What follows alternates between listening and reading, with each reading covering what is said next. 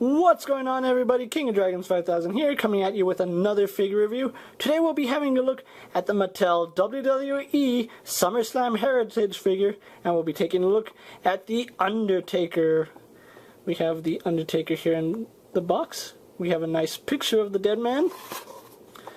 On the back, the exact same picture of the dead man, the Undertaker's signature. Undertaker, this is of course from SummerSlam 1994, when the Undertaker took on, well, the Undertaker. Recreate the action of the WWE other figures in the SummerSlam Heritage line: Million Dollar Man Ted DiBiase, Triple H, Shawn Michaels, Rey Mysterio, and CM Punk.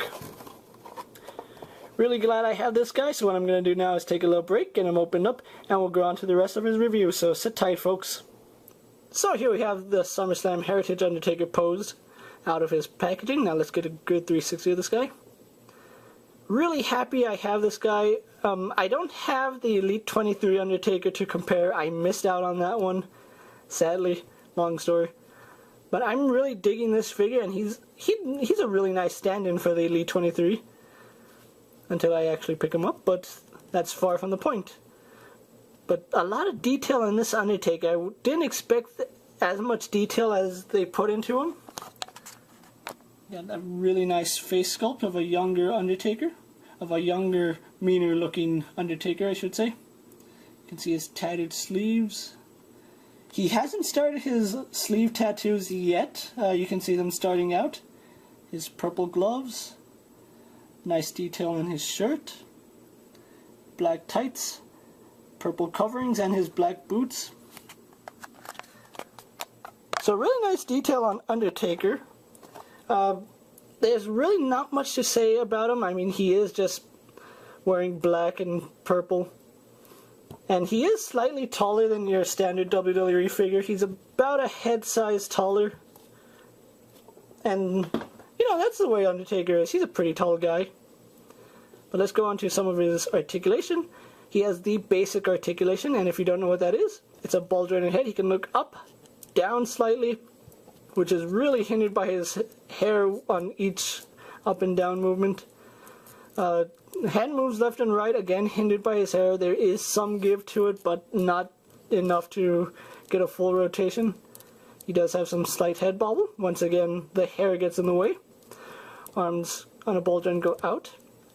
They can do a full 360, you just gotta watch out for his sleeves because they do get in the way and they do move his arm outward a little.